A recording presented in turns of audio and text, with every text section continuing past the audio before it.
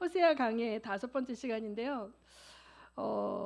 이번 기회에 이렇게 여러분이 이제 좀 구약이 참 어렵잖아요. 또 이렇게 특별히 예언서, 선지서가 되게 이렇게 상징의 언어고 되게 어렵기 때문에 내가 이렇게 잘 배운다 이런 마음을 가졌으면 좋겠어요. 제가 생각을 해보니까 제가 고등학교 때 부흥사경에 그런 데 가서 정말 어른들이 다 자리에 앉고 없어갖고 애들은 여기 앞에 앉았어요. 막 정말 그때는 설교를 다 받아 쓰는 분위기였고요. 다 받아 쓰고 그러면서 제가 그때 이제 정말 종말론을 배웠던 것 같아요. 그리고 대학교 1, 2학년 때 토요일마다 이제 종말론을 배우고 그러고 이제 엄청 이제 그때는 우리는 정말 예수님이 곧 재림하신다 막 이래가지고 대학부 때 대학부 수련의 주제가 휴거였던 적도 있어요. 휴거가 뭔지 아시죠? 설마 휴거 모르는 분 없죠? 근데 우리 청년들, 우리나라는 이렇게 이 재림에 대해서 이단이 굉장히 많기 때문에 언제부턴가 정상적인 교회에서 휴거와 재림을 얘기하면 괜히 이단으로 오해받을까봐 이 주제가 사실은 굉장히 일반 교회에서 다루어지지 않는 주제예요. 근데 이제 오늘 제가 이제 조금 여러분한테 요거를 이제 정리를 해드리려고 그래요. 특별히 청년들 때문에 그래요. 청년들 우리 청년들 오늘 재민 형제는 안 왔는데 이런 거 들을 기회가 없어요, 여러분들이.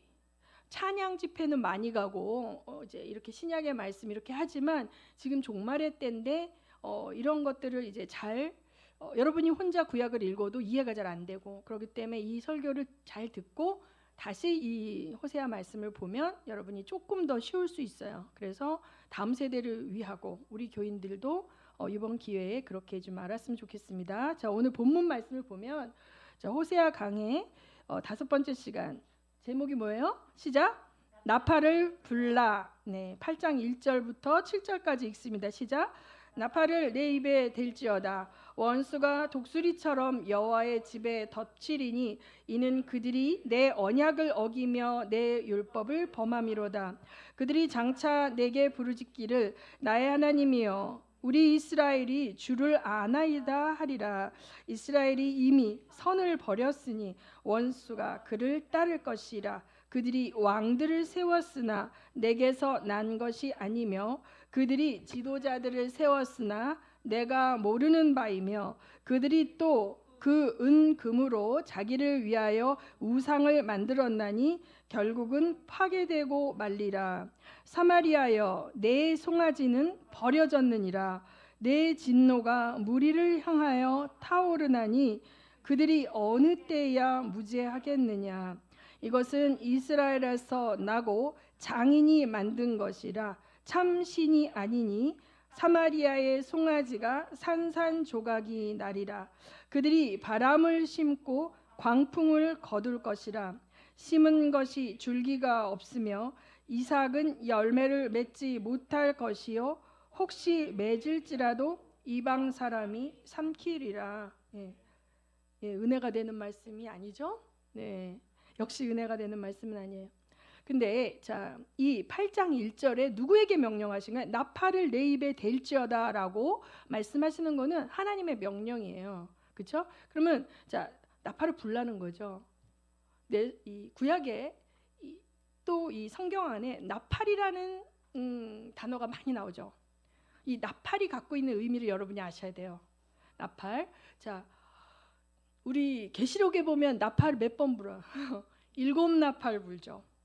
또 우리 유명한 찬송가 하나님의 나팔 소리 전지진동할 때여. 자, 우리 예수님이 재림하실 때 구름 타고 오실 때 나팔을 불죠. 누가 붑니까? 나팔. 그 나팔? 천사들이 나팔을 불어요. 그렇죠? 자, 출애굽기 19장에 시내산 위에 하나님이 강림하실 때에 여호와가 강림하실 때에 천둥 번개와 나팔 소리가 있었다 그래. 그 나팔 누가 불었어요? 모세가 불었나? 아니죠. 천사들이 불었어요. 그래서 성경에는 천사들이 나팔을 부는 것들이 나옵니다. 그런데 이스라엘의 문화 가운데 이 나팔을 부는 문화가 있어요. 자, 그래서 나팔은 언제 부냐? 언제 부냐? 나팔은 언제 불까요? 나팔절 때 나팔을 불죠. 그런데 나팔절 때는 나팔을 부는 절기예요. 그런데 그러지 않고 나팔을 불 때가 있어요. 그것은 파수꾼들이 파수를 하다가 이제 부는 거예요. 또 이제 그 이스라엘에 가보면 그 양각 나팔 이렇게 큰 거 있어요. 이스라엘에 꽂히신 분들은 그 나팔 거 가서 사갖고 와가지고 한 번씩 불고, 우리 옛날에 이스라엘 공부할 때 그 부셨던 분이 있는데 그러니까 이게 부는 방법이 다 달라요. 길게 부는 방법이 있고 끊어 부는 방법이 있고, 그래서 그 상태에 따라서 메시지가 다른 거예요. 그런데 지금 이 8장 1절에 나팔을 입에 대고 불라는 거죠. 누구에게? 호세아 선지자에게. 이해하세요? 하나님의 명령은 자, 호세아 선지자에게 나팔을 불라는 거예요. 이 나팔은 뭐예요? 전쟁이 시작됐다는 거예요. 전쟁이 시작될 때 나팔을 붑니다. 적군이 쳐들어올 때 나팔을 부는 거예요. 마치 우리나라에 그 임진왜란 때 그 봉수제도라는 거 있죠. 봉화불 올리는 거 알아요? 예. 그런 것처럼 이스라엘은 그렇게 큰 영토가 아니에요, 사실은. 그래서 이제 나팔을 불면 적이 침범해 온다는 경고의 사이렌인 거예요. 이 본문에서 말씀 뭐예요? 원수가 어떻게? 독수리처럼 어디에 덮친다? 여호와의 집에 덮친다는 거예요. 덮친다는 거예요. 그러면서 자, 그 이유는 뭐래요? 1절에 그들이 내 언약을 어기며 내 율법을 범하였기 때문에 자, 원수가 덮쳐온다는 거예요. 그래서 하나님이 자, 허락하신 상황이죠. 하나님은 알고 있어요. 하나님은 하나님의 백성 여호와의 집을 원수가 침범할 거를 보고 계셔요. 그렇죠? 보고 계시는데 막아주지 않고 어떻게? 나팔을 불라는 거예요. 우리가 착각할 수 있어요. 하나님 다 막아주신다. 미리 알고 다 막아주신다. 아닌 거예요. 하나님이 원수가 온다라는 걸 알려주시고 그러나 원수가 오는 거를 막아주시지 않는 상황이 있는 거예요. 왜 그랬대요? 언약을 어겼기 때문에, 율법을 어겼기 때문에 그래요. 하나님이 정해진 룰과 질서를 스스로도 지키시는 분이거든요. 눈물을 흘리며 지키시는 거예요. 죄 피 흘림이 없은즉 사함이 없느니라라는 그 말씀 때문에 자기 아들이 독생자 예수님이 십자가에서 그 처절하게 엘리 엘리 라마 사박단이 부르시며 피를 흘리고 죽어가는 그 모습을 지켜보시면서 심장이 찢어질 것 같은 고통을 느끼시면서도 그걸 깨지 않으세요. 됐다 치고 십자가를 패스하지 않으신다는 거죠.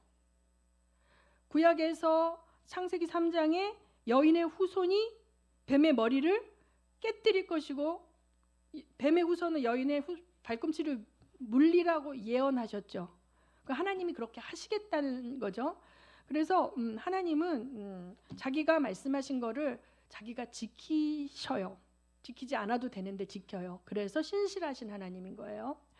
그래서 우리가 이제 하나님의 관점으로 이 세상을 봐야 되고 이 시대를 봐야 돼요. 하나님의 관점은 이 모든 피조물과 각 사람이 원래는 다 하나님의 자녀였어요.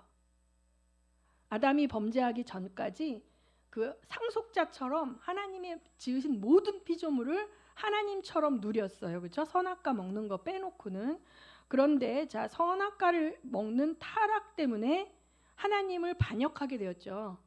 그래서부터 생긴 게 뭐냐면 반역자와 충성자가 나오는 거예요. 선악과 사건 이후부터 원래는 하나님이 지으신 하나님의 형상은 다 순종하고 하나님의 아버지의 사랑과 은혜와 모든 것을 누리면서 사는 그 상황에서 선악과를 먹은 이유는 하나님처럼 되려고 먹었잖아요. 그것은 반역이었죠. 그 이후에 계속 반역자와 순종하는 사람이 나오는 거예요. 그러니까 여러분, 제가 누누이 얘기하잖아요. 구약은 큰 거시적인 안목으로 자 보자고요. 그러면 자, 아담의 후손 가인과 아벨에서부터 순종하는 자와 거역하는 자가 나오잖아요. 그렇죠? 하나님이 받지 않으시는 예배를 드린 거예요. 가인은 자기가 하나님처럼 자기 스타일로 드리고 자기 기분대로 드렸는데 하나님이 안 받으셨어요. 그런데 그것 때문에 분내고 동생을 죽였죠. 자, 하나님이 통치자가 아니라 자기 스타일로 계속 하고 있죠. 자, 이 가인의 계열, 그 다음에 아벨의 계열. 아벨은 하나님을 예배한 자예요. 하나님께 순종한 자예요. 근데 아벨은 죽었죠. 그런데 죽었으나 그 믿음으로 말하고 있고 아벨의 뒤를 이어서 셋을 주셨죠. 자, 그래서 계속적으로 하나님의 백성, 하나님의 언약 백성, 그 다음에 언약을 파기하고 사단을 따르는 백성이 계속적으로 인류 가운데 나오는 거예요. 그래서 그 다음에 뭐가 나옵니까? 노아가 나오죠. 그런데 항상 뭐예요? 하나님의 백성, 하나님의 통치를 받는 백성이 육을 가진 존재고 이 원죄의 DNA가 있고 성령께서 내주하시지 않으시고 그냥 이 성령 하나님께서 도와주시지만 인간의 타락이 극을 달하면서 하나님 반역하는 문화로 가는 거예요. 여러분 창세기를 읽어보면 이 가인의 후손 라멕이 살인을 하고 자기 아내를 2명을 두고 자랑을 하고 이렇게 하면서 악을 자랑하는 문화로 가게 되는 거죠. 그래서 노아 때는 어떻게 돼요? 그 악이 아주 극심했던 거예요. 그래서 하나님의 처방은 뭐예요? 도저히 하나님의 순종하는 사람들이 살 수가 없는 거예요. 왜냐하면 그 악한 자들이 하나님을 순종하는 자들을 가만두지 않기 때문에. 그래서 하나님이 급히 개입하셔야 됐던 거죠. 그럼 하나님은 눈물을 흘리신 거예요. 사실은 그 홍수로 다 쓸어버리시는 가운데 저 악한 것들 쌤통이다가 아니라 당신이 지으신 이 모든 피조물이 막 죽어나가는 그걸 보시면서 우시는 거예요. 아버지 하나님이시기 때문에. 그래서 노아 때 겨우겨우 이제 악을 제거했는데 바로 1년 뒤에 노아의 후손 누구예요? 셈과 함과 야벳 가운데 자 순종하는 자가 셈이고 야벳과 함, 그 중에서 특히 함의 자손 가운데 반역하는 DNA를 가진 존재들이 또 나오는 거죠.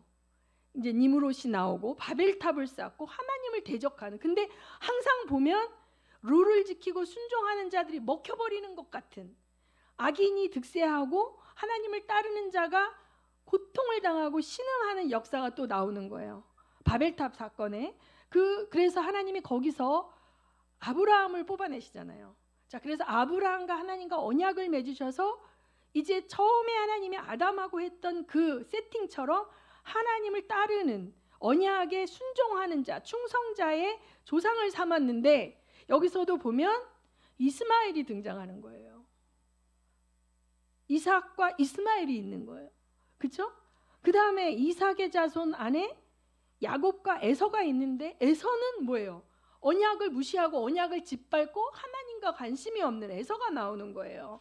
자, 에브라임, 그 다음에 이제 야곱이 이스라엘이 되고 이스라엘의 12아들이 나오는데 여러 아들들이 많죠. 이름이 많죠. 그런데 이제 우리가 여기 호세아를 읽다 보면 가장 많이 나오는 이름이 에브라임과 유다예요. 자, 그래서 10지파의 대표가 에브라임이죠. 그 다음에 이제 유다. 그러면 이제 보면 여기서 우리가 하나님이 일하시는 방법을 알아야 돼요. 하나님은 굉장히 사랑하세요, 우리를. 그렇죠? 하나님이 세상을 이처럼 사랑하사 독생자를 주셨으니, 그래서 하나님은 할 수만 있다면 모든 인류가 지옥 가지 않고 구원받기를 원하는데, 자, 하나님을 거역하고 반역하는 자들까지도 데려가실 수가 없어요.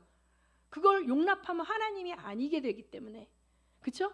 그런데 끊임없이 하나님이 골라 구별한 백성들 가운데 계속 올라와, 사단의 추종자들이. 그래서 마태복음 13장에 그거 있죠. 알곡과 가라지 비유로서 하나님이 씨를 뿌렸는데 뭐라 그래요? 밤에 원수가 몰래 와서 가라지를 덧뿌리고 갔다. 하나님은 우리가 하나님께만 충성하고 하나님 말씀만 잘 듣고 따라가면 자다가도 떡이 생겨. 어른들이 옛날에 어른들 말 들어보면 자다가도 떡이 생겨. 자, 그러니까 이렇게 순종하는 자들은 형통케 되고 열매를 맺는 복을 주신다고 약속하시면서 살게 하시는데, 이 세상이 너무 악하니까 내가 이렇게 살면 손해 볼 것 같고 저렇게 사는 게 훨씬 재밌을 것 같고 막, 그러니까 하나님의 백성의 무리 가운데 절로 뛰쳐나가는 자들이 계속 나오는 거예요. 계속 나가는 거예요. 나오죠. 그래서 하나님께서는 또 구별하셔야 돼. 또 구별하셔야 돼. 또 구별하셔야 돼. 계속 구별하면서 언제까지 간다? 예수님이 오실 때까지 가는 거예요. 예수님 오실 때까지. 그래서 이제 우리 한 사람 한 사람에 대해서 하나님께서 관심이 많으세요. 그런데 이제 구약을 보면 나라들을 여러분이 관심을 갖고 봐야 돼. 나라들, 민족들. 그런데 그 나라들과 민족들은 원래 한 사람에서 시작된 거예요. 한 사람에서 시작됐어요. 자, 이스라엘이 한 사람 이름이었어요. 그렇죠? 한 사람 이름이었죠. 그러다가 한 가문의 이름이 됐죠. 그러다가 지금은 어떻게 됐어요? 한 나라의 이름이 된 거예요. 그렇죠?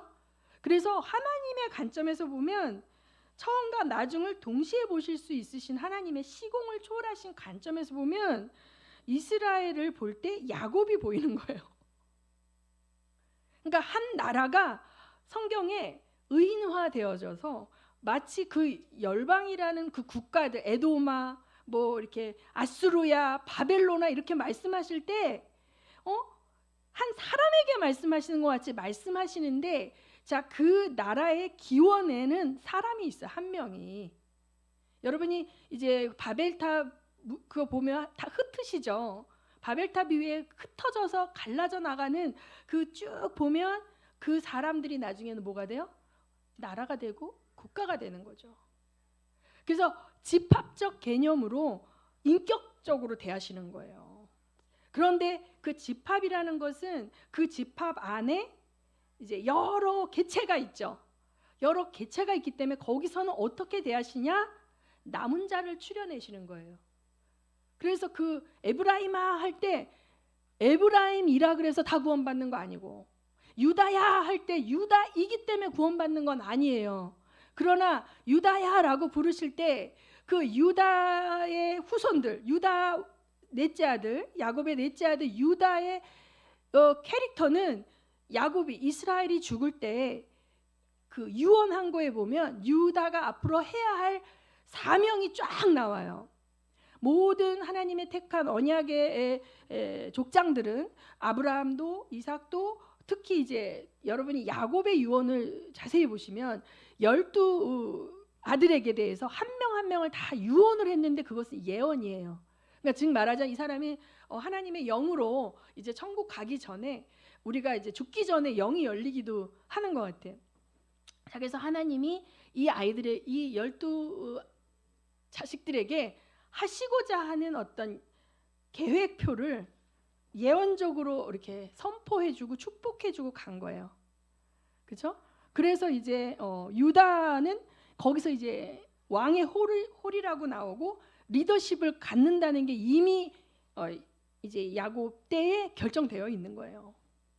그 이유는 또 요셉을 구하러 갔을 때 이제 그 사람이 어떻게 헌신했는가에 대한 모습이 있는 거예요. 그래서 하나님은 사명을 맡기실 때 굉장히 우리가 구원은 무조건적이지만 하나님이 그를 쓰시는 거는 달아보신답니다.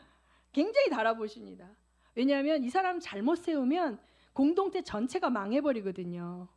에서만 해도 하나님 세우지 않으신 이유는 에서의 캐릭터를 미리 보신 거죠. 그가 하나님의 언약을 너무 쉽게 여기고 장자의 명분을 죽 한 그릇과도 비교할 때 나 배고픈 거 못 참어, 난 그까짓 거 필요 없어라고 하는 그 캐릭터, 그렇죠?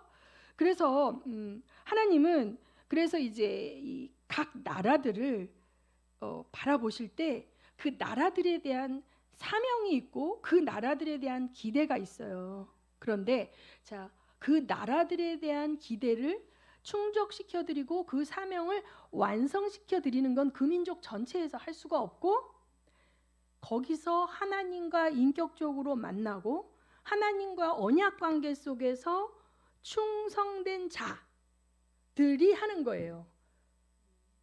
그러니까 그게 그 인구의 10분의 1일 수도 있고 0.0001일 수도 있고 50% 이상일 수도 있지만 하나님이 대하실 때는 자, 그래서 슬퍼하시는 거죠. 아수르와 같은 악행을 저지르는 나라도 하나님은 그 안에 하나님의 사람들이 회개하고 돌아오기를 원하시고 복주기를 원하신다는 것이 요나서를 통해서 나와 있는 거예요. 그렇죠? 그런데 안타깝게도 요나서의 회개 이후에 아수르에는 남은 자가 씨가 마른 거예요. 남은 자가 씨가 마른 거예요. 그래서 여러분이 이 절망하시면 안 되고 이 암울한 시대 가운데서 하나님은 찾고 계시고 있는 거예요. 비친 자들의 태도를 보는 거예요. 그러니까 서진 성도가 너무 중요한 거예요. 대한민국의 운명을 하나님께서 이 대한민국을 차후에 어떻게 마지막 주님이 오시기까지 사명을 맡기시는 그 부분들이 우리가 너무 중요하다니까요. 우리가. 그러니까 저의 남은 인생은 지금까지가 중요한 게 아니라 지금부터 내가 어떻게 하나님과의 더 깊은 그거로 들어가냐가 있는 거예요. 그러니까 제가 원래 중보자로 부름을 받았어요. 나라를 위한 중보자로 20년 전에 목회에 인볼브돼서 목회를 돕고 있지만 다시 뭐예요? 열방을 위한 중보를 해야 하기 때문에 하나님 날 산으로 부르시는 건데 그 산에서 주시는 메시지는 사실은 개인적인 부분이 사실 별로 없어요. 열방을 향하여 하나님께서 그 열방을 향하여 하고자 하시는 하나님의 계획과 그 계획을 이루어드리기 위한 믿음의 공동체들에게 힘을 주도록 그들이 헷갈리지 아니하고 미혹되지 아니하고 타협하지 않도록 그 믿음의 공동체들이 바알에게 무릎 꿇지 않고 버틸 수 있도록 에너지를 이렇게 뭐랄까 하나님께 요청하는 거야. 이 보급을 요청해서 글로 갈 수 있도록. 아까 우리 변하영 집사님이 얘기한 것처럼 말할 수 없는 탄식으로 성령께서 얘기하시죠. 나는 그냥 하루하루 오늘 여기 면접 가서 내일 여기 요거밖에 못 보는데 성령께서 미리 알고 그 타이밍과 딱 해가지고 해필이면 6개월 전에 여기에 서울에 근무를 했기 때문에 서울의 인력풀에 올릴 수 있는 게 되는데 늦게 올린 게 더 좋은 거야.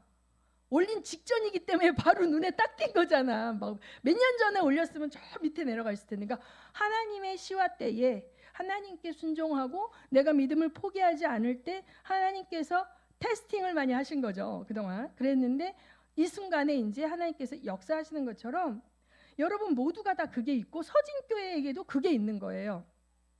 그래서 우리가 지금 하나님의 남은 자로 계속 이제 살아가려면 부어져야 되겠죠. 왜냐하면 시대가 더 악해졌기 때문에. 그렇죠? 그래서 하나님은 이제 이 집합적 개념으로 부르시는데 이스라엘 백성이 착각한 게 있는 거예요. 집합적 개념으로 부르셨어요. 에브라임아 부르셨어요. 유다야 부르셨어요. 그러나 유다라는 내가 유다 지파라는 이유만으로 내가 그냥 프리패스 되는 게 아닌 걸 모른 거지. 그게 선민의식인 거예요. 그렇죠? 에브라임아 부른다고 해서 에브라임은 하나님께서 자 여러분이 열왕기를 읽어보면 아시겠지만 에브라임의 그 여로보암에게 하나님이 허락해 줬어요. 따로 정권을 차리도록 북왕국을 세울 때 하나님의 허락하에서 그게 세워진 거지 불법적으로 세워진 게 아니거든요. 그런데 이가 그 사명에서 뭐예요? 이제 하나님을 놓친 거죠. 왜냐하면 타협하기 시작했기 때문에 하나님이 원하시는 거룩을 놓쳐버렸기 때문에 그래서 하나님이 이제 에브라임이 그 계속 그 첫 번에 물꼬를 튼 거예요. 베델과 단에 금송아지를 세우고 우상을 만들고 그걸 하나님이라고 부르면서 백성을 미혹의 길로 이끌어 간 이유는 뭐예요? 자기의 그걸 지키려고 하는 거죠. 여기서부터 벌써 틀렸잖아요. 이 시험에 낙방한 거죠. 그런데 첫 번째 왕이 낙방하니까 이스라엘 왕은 다 낙방을 한 거예요. 20명의 왕이 거의 다 낙방을 한 거죠. 다 악한 길로 행한 거죠. 그런데 그러면 이스라엘은 다 망했게? 아니에요. 그 안에 아합같이 악한 왕의 때에도 바알에게 무릎 꿇지 않은 7천이 있는 거예요. 그러나 퍼센테이지가 몇인지는 주님이 아시겠지. 80% 90%였을 수도 있어요. 그러니까 주님이 집합적으로 말씀하실 때 에브라임아 너는 망하였도다. 너는 심판 가운데 있도다라고 심판을 선포하실 수 있지만 그 안에 남은 자가 있다 없다. 있는 거예요. 이게 이 남은 자 사상이 굉장히 중요한 구약의 이 저거 개념이에요, 여러분이. 그래서 자, 지금 다 망한 것 같아. 대한민국 다 끝난 것 같아. 막 교회들이 다 타락한 것 같아. 근데 하나님은 남은 자를 보고 계시고 남은 자를 통하여 새 일을 행하시는 거예요. 그리고 남은 자를 통하여 하나님의 남은 사명을 하도록 훈련시키시고 일하고 계시는 거거든요. 그런데 분명히 이 퍼센테이지는 있는 거예요. 다윗의 때는 왕이 하나님께 기름 부음을 받은 왕이야. 그래서 이 다윗의 때는 예수 믿는 사람, 하나님 믿는 사람, 언약 백성들이 기쁘게 즐거움으로 하나님을 마음껏 믿을 수 있었고, 막 형통하고 잘 되니까 주변에 있는 나라들이 저렇게 예수 믿으니까 잘 되네, 하나님 섬기니까 저 나라 저렇게 잘 되네 하면서 막 선교가 되는 거예요. 그런데 아달랴의 때는 어때요? 아달랴는 다윗의 후손을 다 죽여버리고, 이 여자가 이 아합의 딸인데 시집을 와가지고 손주까지 다 죽이고 다윗의 씨를 다 죽이고 자기가 스스로 여왕의 자리에 앉아가지고 바알 신앙을 전포할 때는 하나님을 믿으면 어떻게 돼요? 죽음을 각오해야 되는 시대가 있는 거죠. 지금 그런데 이제 오늘 말씀 호세아잖아요. 호세아는 어떻다 그랬어요? 여로보암 2세가 죽고 나서 30년 동안 쿠데타가 계속 3년, 2년 간격으로 일어났는데, 여기 하나님 오늘 본문 말씀에 뭐라 그랬냐면, 너희가 왕을 세웠으나 내게서 난 것이 아니요 그들이 지도자를 세웠으나 내가 모르는 바이며 또 은금으로 자기를 위하여 우상을 만들었으니 결국은 파괴되고 말리라 그랬어요. 그러니까 이 호세아 때 세워진 정치 지도자들은 하나님과 상관이 없어요. 하나님이 세운 자가 아니에요. 자기들이 약육 강식으로 배반과 거역과 반역을 통해서 계속 쿠데타 정권이 일어나고 있는 건데, 그들은 다 광명의 천사를 가장하고 있어요. 쿠데타 정권은 전의 정권을 나쁘게 얘기하죠. 그리고 이제 여러분 국민들을 내가 굉장히 잘 살게 해줄 것 같이 얘기를 한단 말이에요. 그러나 결국은 그들이 자기들의 권력을 유지하기 위한 것에만 관심이 있고, 그 백성들이 좋아할 것을 주는데, 은금을 만들어서 우상을 만들어 주는데, 그것은 하나님을 반역하는 거예요. 그러니까 뭐냐면, 하나님이 기뻐하시는 정치 권력은 하나님을 경외하는 정치 권력인데, 지금 여기 그런 권력이 하나도 없는 거예요. 그리고 뭐냐면 이들이 이제 뭐냐면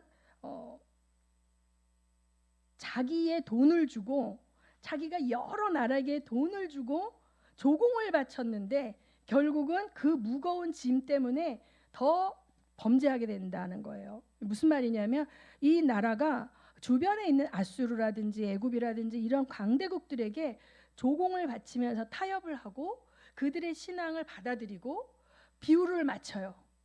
비율을 맞추는데 그 결과 조공을 바쳐야 되니까 어떻게 세금을 많이 걷어야 되는 거예요. 그랬을지라도 그들에게 먹혀버린다는 거예요. 결론은 역사가 그걸 증명하고 있어요. 호세아의 말기에 이제 결국은 아수르에 의해서 이제 이들이 그러면서 한편으로 그 하나님이 기뻐하시지 않는 나라들에게 조공을 바치고 그들과 정치적으로 타협을 하면서 그 신을 수입해, 아수르의 신을 수입해. 아하스 같은 유다의 왕은 어떻게 해요? 아하스 신전, 아하스는 아수르에 가서 그 신전을 설계도를 따갖고 오라 그래갖고 솔로몬 성전 옆에다가 아수르 신을 세웠잖아요. 뭐냐면 짬뽕, 혼합주의 신앙, 혼합주의. 그래서 그런데 한편으로 여호와에게 제사를 지냈어요, 안 지냈어요? 지냈죠. 그런데 그들이 내게 제물로 고기를 드리지라도 난 그걸 먹지 않는다. 그리고 그들의 죄악을 기억하며 그 죄를 벌할 것이고 그들은 애굽으로 다시 가리라, 이렇게 얘기했어요. 애굽으로 다시 가리라. 그런데 제가 지지난주에 애굽의 바로의 본문 말씀으로 이제 설교를 마쳤는데, 애굽의 상태는 뭐예요? 진짜 이들이 애굽에 간다는 말이라기보다는 애굽의 바로의 노예된 상태, 거대한 전제국가, 제국주의 국가의 황제를 섬기는 존재로 노예와 같은 조공국이 된다는 거예요. 그래서 이제 애굽으로 간다는 거고, 자, 그래서 저는 이제 그 다음에 9절에 보면 이스라엘아 9장 1절에 보면 이스라엘아 너는 이방 사람처럼 기뻐 뛰놀지 말라. 내가 음행하여 내 하나님을 떠나고 각 타작 마당에서 음행의 값을 좋아하였느니라. 타작 마당이나 술틀이 그들을 기르지 못할 것이며 새 포도주도 떨어질 것이며 그들의 여호와의 땅에 거주하지 못하며 에브라임은 애굽으로 가고 다시 가고 아수르에서 더러운 것을 먹을 것이다. 그러니까 자기들이 그 땅에서 거주하지 못하는 저주를 말씀하시거든요. 신명기에 나와 있는 저주 중에 맨 마지막에 가장 큰 저주가 뭐예요? 그 땅에서 쫓겨나는 거거든요. 근데 여기서 이제 대비적으로 나오는 게 타작마당이야. 여러분 타작마당 하면 룻기가 생각이 나요. 추수 때 타작마당은 잔치인 거예요. 거기서 이제 며칠을 타작을 해야 되기 때문에 그 당시는 이제 농기계가 없어서 정말 이제 사람들이 원시적으로 짐승을 가지고 이렇게 타작을 하니까 큰 타작 마당에서 몇 날 며칠을 타작을 하는 거예요. 근데 거기는 이제 밤에 집에 가지 않고 남자들은 그 곡식을 지켜야 되니까 거기서 자는 거예요. 거기서 자는 건데 거기서 보면은 자 네가 타작 마당에서 음행의 값을 좋아하였느니라 이렇게 나오거든요. 원래 여기는 이제 여자들은 다 뭐 이삭죽기 하다가 집에 돌아가고 남자들만 거기서 이제 자는 건데 이 이스라엘의 이 타락 이후에 창녀들을 글로 부른다는 거예요. 그래서 그 타작 마당에서 음행을 하는 거죠. 자기 아내가 아닌 다른 창녀들을 불러서 술을 먹고 그 다음에 그곳에서 즐기면서 좋잖아. 막 1년 농사가 됐기 때문에 그렇게 음행하는 것에 대해서 아무런 죄책감이 없이 그냥 그게 하나의 문화가 된 거예요. 어저께인가 그저께 미국에 슈퍼볼이라고 아시는지 모르겠는데 미국에는 그 미식 축구가 아주 굉장히 그게 인기 있는 스포츠예요. 우리 아들이 그러는데 야구가 있고 그다음에 농구가 있잖아요. 그 프로 농구가 있고 그다음 미식 축구가 있는데 제일 그 입장료가 비싼 게 그 미식 축구예요. 그래서 이제 그게 그 미국인들한테는 굉장히 중요한 어떤 하나의 그 엔터테인먼트 그런 거고 막 자기네 지역의 대표 뭐 이렇게 해가지고 하잖아요. 근데 어제 그제 그 슈퍼볼이라고 이제 마지막 그 이제 1, 2 팀이 이제 겨루는 걸 했나 봐요. 근데 그 중간에 전반전 후반전 사이에 공연이 있었나 봐요.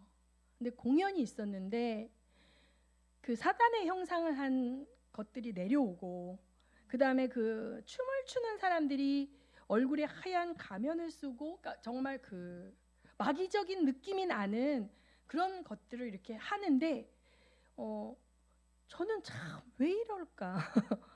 제가 라스베가스에 가서 한 호텔에서 그 돈을 막 한 100불 이상 주는 공연을 또 거기 가면 다 봐야 된다고 또 이제 아들이 이렇게 해줘서 그걸 봤는데 제가 그걸 보면서 와 이거는 인도의 부두교의 그 인신제사를 모티브로 한 프로세스인 걸 나는 알겠는 거예요. 난 문화인류학도 공부를 했고 또 이제 대학교에 저 신대원에서 선교학을 할 때 힌두교에 대해서 공부를 많이 했거든요. 그 선교 걸 하면서 다른 사람들은 그냥 몰라요. 되게 참신하다, 특이한데 뭐 그러고 막 공중에 줄이 달려서 사람들이 왔다 갔다 하고 막 무대가 막 회전을 하고 막 진짜 그 기술이 놀라워요. 근데 담고 있는 메시지가 너무 안 좋은 거예요. 인신제사 같은 것들이 막 있는 거예요. 근데 제가 전에도 한번 그 BTS의 그 뮤직비디오 보여줬던 것처럼 왜 사람들이 이래야 되지?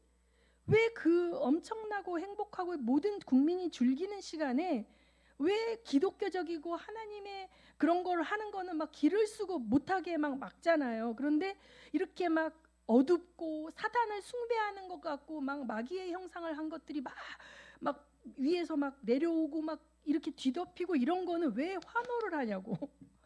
그렇죠? 이미 뭐예요? 굉장히 많이 장악이 되어 있다는 거예요. 그래서 정말 이제 남은 자들이 이제 이걸 엎을 수 있는 상황은 아니고 남은 자들이 정말 작은 힘을 모아서 추수를 하며 주님을 기다려야 되는가? 이제 아니면 대부흥의 시기가 하나님 허락해 주실까? 막 이런 거죠.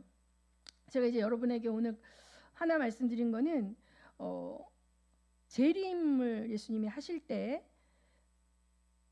이 계시록을 읽을 때 보면 재림에 대해서 여러분이 어떠한 견해를 갖고 있냐에 따라서 계시록이 다르게 보여요. 그 다음에 여러분이 요새는 뭐 유튜브로 설교도 많이 듣고 막 이렇게 강의도 많이 듣고 이렇게 하는데 이 재림에 대해서 천년 왕국에 대해서 어떠한 신학적 견해를 갖고 있느냐에 따라서 강의가 많이 달라져요. 그래서 요걸 좀 정리하려고 해요. 첫 번째는 우리나라의 초창기에 조용기 목사님을 통해서 우리나라에 왔던 것은 환란전 휴거설이에요. 성도들은 예수님이 공중재림하실 때 다 휴거돼서 올라가고 어느 날 갑자기 호련히 예수님이 딱 오셔갖고 성도들이 다 올라가고 이 땅에는 그러니까 거듭난 성도가 남아 있지 않고 이 땅은 완전히 이제 그런 적그리스도가 막 판치는 세상 7년 대환란으로 들어간다. 그래서 지상의 교회 가운데 구원받을 만한 믿음이 있는 사람들은 다 휴거된다. 이런 것이 대세였어요. 제가 대학교 때 배웠던 것도 이 이론이에요. 근데 이것이 성경의 진리가 아니라 하나의 이론이었더라고. 신학교 가서 봤더니. 자, 여기에는 뭐냐면 이렇게 되면 이게 이제 이 환란전 휴거설도 두 가지로 나누는데 되게 여기서 이단들이 굉장히 많이 나오거든요. 그러니까 자기네 멤버만 들림 받는다는 거예요. 뭐 신천지니 뭐니 그런 데는 다 이렇게 얘기해. 자기네들이 14만 4천이고 뭐 이렇게 하는데, 자, 여기에서도 세대주의적 전천년이라는, 그러니까 세대주의적 환란전 휴거는 뭐냐면 이것도 이단이에요. 극단적으로 가면 뭐냐면 그 세대마다 구원의 방법이 다르다는 거예요. 그래서 이제 족장 시대의 구원의 방법이 다르고 모세 이후에 율법이 주어진 시대에는 율법을 지켜서 구원을 받고, 그 다음에 이제 교회 시대에는 예수를 믿음으로 구원을 받고 막 이런 식으로 구원의 방편이 세대별로 다르다라고 주장하는 이단이 있어요. 그런데 이 사람들은 뭐냐면, 여러분 이게 많이 섞여 들어왔는데 교회 시대는 이스라엘이 하나님을 예수를 영접하지 않음으로 끼어들어온 시대라는 생각인 거예요. 원래 하나님은 이스라엘이 복음을 받고 예수를 이제 메시아로 영접하기로 했는데 예수를 버렸죠, 그들이. 그래서 이 불가불 교회 시대가 생겼는데 이방인의 구원을 위하여 교회 시대가 열렸고, 그래서 이제 이 휴거가 돼서 교회들이 다 올라가고 나면 교회 시대가 끝나는 거야. 그럼 이 땅에 무슨 시대가 되냐? 다시 제사가 시작되는 이스라엘의 구원을 위한 시대가 오는 거야.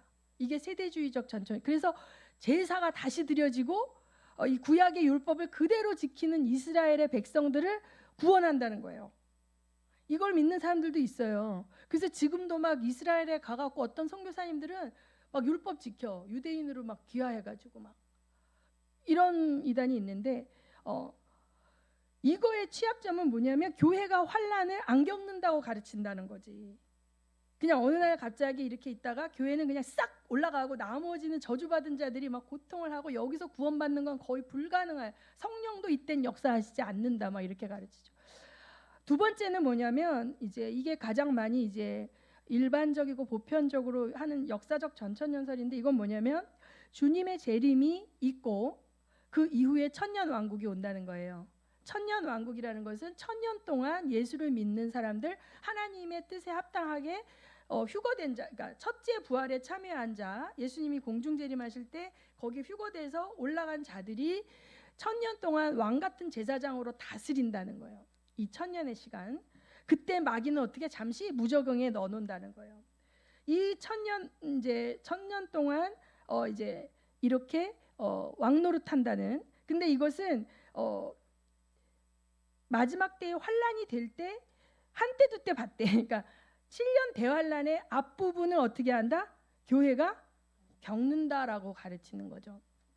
그리고 이제 성도의 부활은 첫째 부활과 둘째 부활이 있어요. 첫째 부활에 참여한 성도들은 천년 왕국 때 왕 같은 제사장으로 다스리는 권세를 받는데, 믿음이 없어, 어린아이야, 이런 사람들 천년이 끝난 다음에 부활하는데 이제 그때는 겨우 이제 구원만 받고, 그다음에 이 악한 자들, 하나님 믿지 않은 자들도 이때 부활해서 백보자 심판을 받고 지옥 갈 자 지옥 가고, 이렇게 행위에 대해서 이렇게 된다, 이렇게 이제 얘기하는 게 이제 이 전천년설, 역사적 전천년설입니다.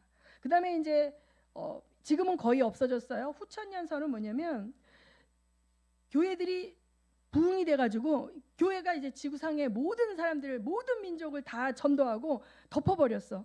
그래서 교회들이 막 부흥이 되고 그 이후에 천년왕국으로 바로 들어가.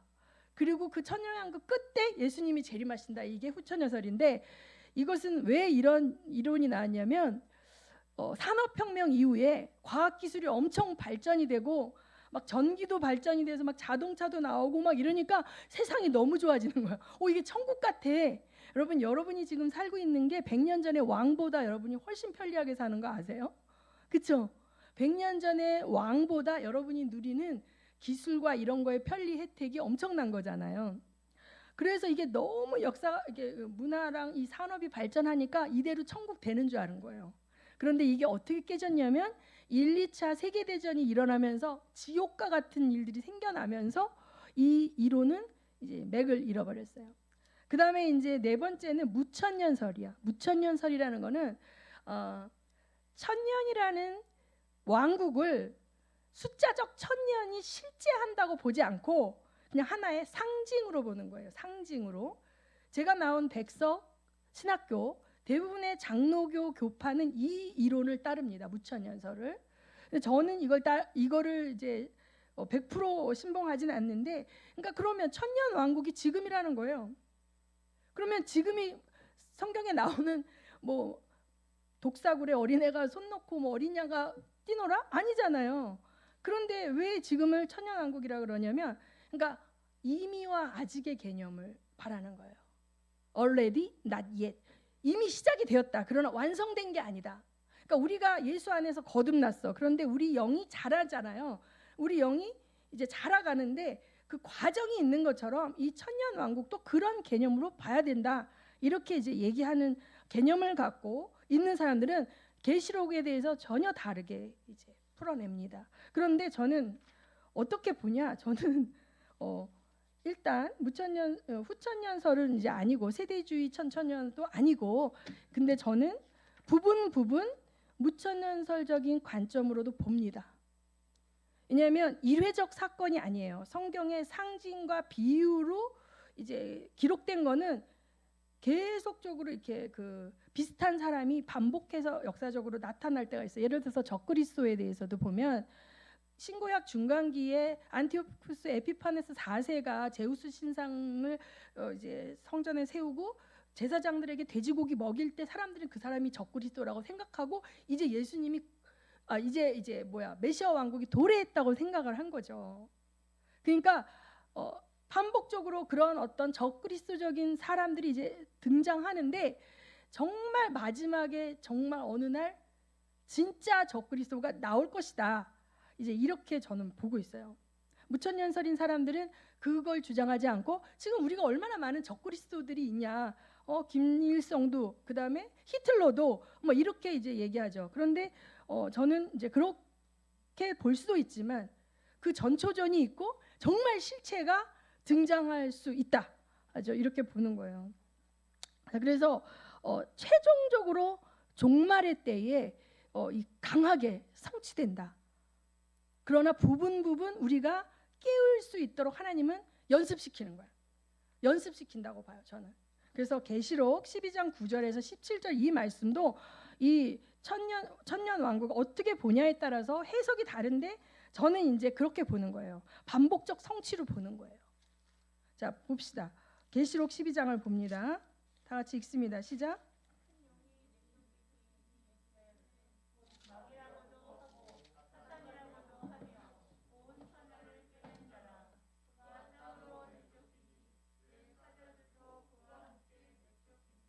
내가 들으니 하늘에 큰 음성이 있되 이제 우리 하나님의 구원과 능력과 나라와 또 그의 그리스도의 권세가 나타났으니 우리 형제들을 참소하던 자 곧 우리 하나님 앞에서 밤낮 참소하던 자가 쫓겨났고,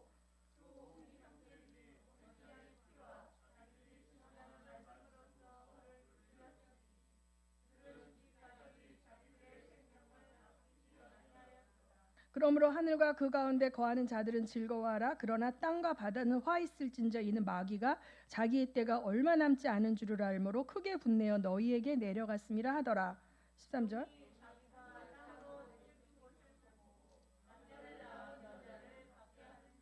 자, 여기 여자에 대한 부분입니다. 그 여자가 큰 독수리의 두 날개를 받아 광야 자기 한 곳으로 날아가 거기서 그 뱀의 낯을 피하여 한 때와 두 때와 반 때를 양육받음에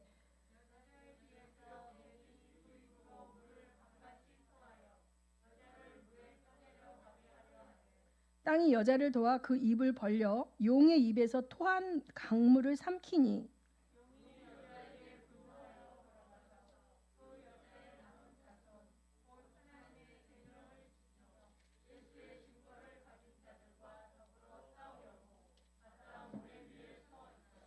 네, 여기서 이 여자의 정체가 뭔지 잘 모르지만 맨 마지막 구절을 보면 여자의 남은 자손이 누구래요? 하나님의 계명을 지키며 예수의 증거를 가진 자들이에요. 자, 그럼 제가 아까 계속 얘기했던 가인과 아벨, 그렇죠?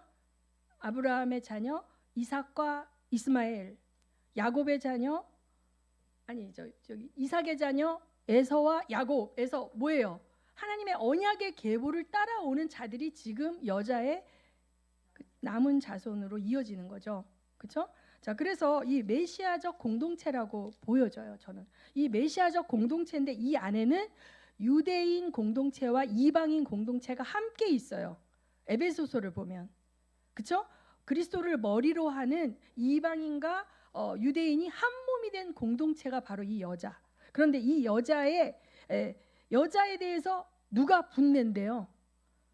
쫓겨난 용과 뱀의 세력이 엄청 분을 내는데 어떻게 하냐면 그 입으로 뭘 토해낸대? 물을 강같이 토해내. 물을.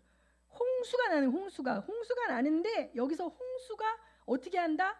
여자 공동체를 물에 떠내려가게 하는 거예요. 떠내려가게. 자, 여기서 우리가 딱 생각나는 거.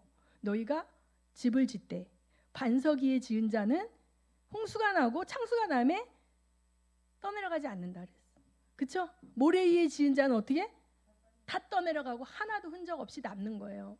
남는 게 없는 거예요. 그래서 자, 교회가 얼마나 사이즈가 크냐? 교회가 얼마나 사회적으로 선한 일을 많이 하냐? 어린이집도 하고 막 뭐 구제도 많이 하고 사회 활동도 많이 이런 게 중요한 게 아니라 뭐냐? 하나님의 계명을 지키며 뭐예요? 예수의 증거가 있는 그 집만 물에 안 떠내려가는 거예요. 아멘. 사이즈하고 상관이 없다니까요. 그런데 크게 분노해서 누구하고 싸운다? 떠내려가는 사람들하고는 안 싸워. 안 떠내려가는 사람하고 끝까지 싸우는 게 뭐야? 용과 뱀이에요. 그래서 여러분이 전쟁을 싫어해도 전쟁을 할 수밖에 없는 게 여러분이 예수의 증거를 가진 남은 자손이라면 전쟁에 이미 들어가 있는 거죠. 그렇죠? 들어가 있는데 하나님이 돌보신다니까요. 다 망하는 것 같은데 안 죽는다니까요. 그러나 홍수의 이 환난과 어려움이 우리한테만 없는 게 아니라니까. 홍수가 오는데 안 떠내려가는 거야. 기근이 오는데 굶어 죽지 않는 거야. 전쟁이 나는데 그 환난에서 피할 길을 주시는 거라는 거예요. 저는 이 말씀 때문에 우리가 이 거룩한 신부로서 그런 하나님이 왜 이걸 우리 사랑하는데 그냥 허락해 주시지, 그냥 데려가시지, 환난 전에 훅 데려가시지, 왜 우리가 이거를 겪어야 돼? 막 이런 생각 하잖아요. 나 무서워, 난 그냥 가고 싶어. 하나님 우리를 동역자로 부르셨거든요. 같이 싸우고 싶은 거예요. 하나님은 하나님 편이 필요해. 특별히 하나님의 형상으로 지은 우리가 하나님의 군대가 되어서 끝까지 배반하지 않는 그것이 주님은 너무너무 좋은 거예요. 마태복음 23장 1절에서 7절을 한번 볼까요? 한번 봅니다. 시작.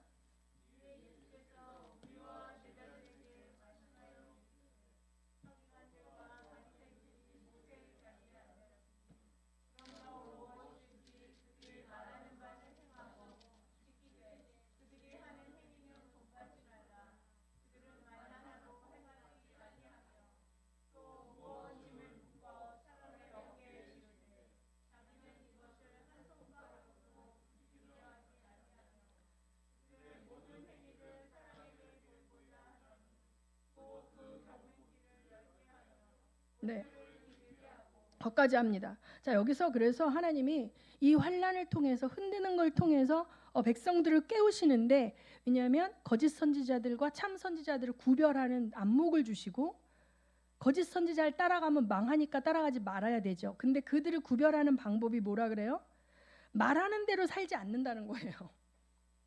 특별히 호세아서 8장 9장과 이 마태복음 이 말씀 보면 정치 지도자들과 종교 지도자들의 부도덕과 이 성적 타락과 도덕적 타락이 극에 달해요.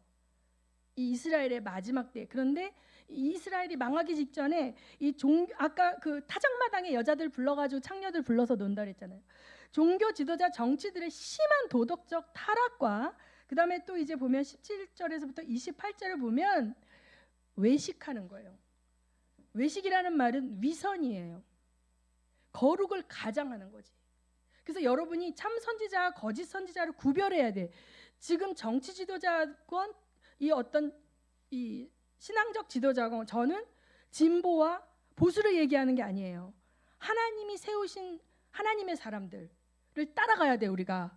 그런데 지금 사실은 공산주의 사회는 독재자고 어떻게 보면 그 세팅된 데서 국민이 따라갈 수밖에 없는데, 자유민주주의 체제를 가진 이 많은 자유주의의 이 나라들도 이미 저는 민주주의가 종말이 됐다고 봐요. 제도적으로 너무 허점이 많고 그 제도를 이용해서 얼마든지 조작할 수 있는 시스템을 만들어낼 수 있기 때문에 다 속을 수밖에 없어요. 이런 상황에서 민의를 대표해서 정치 지도자가 됐다고 나온 사람이 사실은 민의를 대표하지 않는 사람일 수도 있다는 거죠. 마음만 먹으면 그렇게 만들어낼 수 있다는 거예요. 특히 전자 시스템이 선거에 도입이 되면서, 자, 우리나라도 드루킹이라는 사람이 감옥에 갔죠. 유죄를 받고. 왜 갔어요? 여론을 조작했어요. 그 뭐예요? 매크로를 돌리면 한 사람이 돌리는데 1000명, 10,000명의 의견으로 만들어질 수 있는 거예요. 이미 이 시스템을 통해서 민주주의의 꽃이라고 하는 여론을 가짜로 만들어낼 수 있는 시대가 됐기 때문에 여러분이 저 사람은 정당하게 민의를 대표해서 뽑힌 사람이야 라고 해서 하나님의 사람이야 라고 그렇게 신뢰를 하다가는 잘못 따라갈 수 있어요. 아까 호세아서에 나는 그를 뽑은 적이 없고 세운 적이 없다라고 했기 때문에, 그러면 우리가 반역하고 쿠데타라느냐 그 이야기가 아니라 하나님의 사람으로서 깨어있고 그 사람이 저 짓을 멈추도록 기도해야 되겠죠. 하나님을 반역하는 법을 만들어낼 때 눈물을 흘리며 기도하고, 그러나 무조건적인 동의와 하면 안 되는 거예요. 그리고 이제 정치자들이 어떻게 만들어놨냐면 원수를 만들어낸 거예요. 워싱턴 대통령이 정당 제도의 폐해를 이미 읽었어요. 그래서 그 사람은 정당을 만드는 걸 싫어했어요. 미국의 건국의 아버지인데. 근데 이미 정당은 만들어줬고 양당 제도가 오래 몇백 년을 하면서 뭐예요? 서로 죽기 살기로 싸우는 거예요. 그런데 이 정책으로 싸우는 게 아니라 이제는 쟤는 악마야, 이쪽은 악마. 그래서 이간을 시켜놨어. 그래서 이쪽 민주당을 찍은 사람들을 공화당은 원수고, 공화당을 찍은 사람 민주당은 원수고, 우리는 이유 없이 싸워야 되는 거야. 이렇게 돼버려가지고 한국도 마찬가지고 미국도 마찬가지인 거예요. 왜 싸우는지도 모르고 정치 지도자들에 의해서 이렇게 싸움에 들어왔다는 거죠. 그런데 여기서 우리가 중요한 것은 헛된 가르침을 따르면 망하게 되기 때문에 예수님이 그 당시에도 심하게 책망하신 게 뭐냐면 도덕적 타락과 위선이에요. 위선은 뭐냐면 거짓말이거든요. 자기의 죄를 덮기 위해서 의로운 척 포장하는 거예요. 마지막 때의 지도자들은 반드시 이걸 한다는 거예요. 여러분이 아닌 모든 이단의 지도자들이 이런 것을 했죠. 이단의 모든 지도자들이 성적으로 타락했는데 굉장히 거룩하게 사는 것처럼, 금욕적인 사는 것처럼 했지만 다 드러났죠. 요새 우리나라에서 지금 신천지 그게 다 드러난 것처럼. 근데 이제는 정치 지도자들도 굉장히 거룩하고 가난한 사람 돌보는 것처럼 하는데 사실은 그들은 특혜를 받고 누리고 있다라는 게 막 드러나고 있는 거예요. 우리는 이 한 나라가 이 국가 체제에서 하지만 미국과 같은 나라는 50개 주거든요. 50개 주가 다 하나하나의 나라나 마찬가지인데 이 나라가 민주당의 주지사냐 공화당의 주지사냐에 따라서 이게 너무 다른 거예요. 그 민주당의 주지사인 캘리포니아주 같은 경우는 완전 셧다운을 시켜버리는 거예요. 아무데도 이렇게 셧다운 시켜버리는 거예요. 공화당인 플로리다 같은 경우는 마스크도 안 쓰고 막 모이는 거야. 근데 웃긴 게 확진자가 캘리포니아에서 더 나오는 거야. 그리고 국민들은 뭐야, 우리 이렇게 열심히 가게 문도 닫고 지켰는데 왜 이렇게 우리가 확진이 더 나오지? 그랬는데 뭐가 터졌냐면 게빈 뉴섬이라는 캘리포니아 주지사가 자기는 파티를 한 거야. 12명을 데리고 파티를 한 거야. 거기서 더 기가 막힌 거는 애들이 다 셧다운돼서 애들 다 공립학교는 인터넷으로 수업을 들으니 엄마들이 얼마나 힘들어요. 애들 데리고 수업을 하는데. 근데 애가 넷이더라고. 그 사람이 자기 애는 대면 수업을 하는 사립학교를 보내서 이 팬데믹에서도 대면 수업을 한 거야. 근데 미국은 사립학교가 엄청 비싸거든요. 공립학교. 그러니까 지금 국민들이 폭발해가지고 이 사람을 뭐라 그러나 탄핵은 아니고 그 주지사를 재신임하는 그거를 하겠다고 부글부글 끓고 있는 거예요. 자, 그래서 이제는 우리가 저 사람이 말한 대로 살고 있는가? 나는 민주당 지지자야, 나는 공화당 지지자야, 그러니까 무조건 공화당 찍어, 이게 아니에요. 저 사람이 말한 대로 사는 사람인가? 위선자이냐? 분명히 제가 며칠 전에 하나님께서 딱 음행하는 자들과 살인자들과 거짓말자들은 새 예루살렘에 들어가지 못하리니라고 얘기했거든요. 그 사람이 아무리 교회 가서 예배드리고 성경책에 손을 얹고 선서를 하고 장로아니라 뭐라 할지라도 하나님이 원하시는 그 참 진리의 언약의 사람, 예수의 증거를 가지고 살지 않으면 못 들어가는 거예요. 그 사람 타이틀 상관없어요. 교회 사이즈 상관없어요. 그런데 그걸 지키려고 하는 사람들은 크게 분내어 강물을 토해내서 삼켜버리려고 하기 때문에 이 예수의 남은 자손인 우리는 전쟁에 들어가 있는 거죠. 그런데 우리가 살기 위해서는 어떻게? 이거. 결론은 성령이 없으면 못 살아. 저는 그래서 성령과 더 민감하게 교제하고 룰은 우리만 지키고, 하여튼 정말 이제 특권이 돼버렸죠. 정치의 높은 사람들이 특권이 되어버렸고 법을 지키는 사람이 거짓말해서 녹취록을 까야 되고 막 이렇게 된 상황이 됐기 때문에 우리가 깨어서 우리의 어떤 믿음과 성경적 가치를 지키되 범법하지 않는 방법을 이제 최대한 하지만 더 어떻게 보면 더 강한 아합과 같은 핍박이 올 때는 그냥 감옥 가면서 지켜야 될 수도 있는 거죠.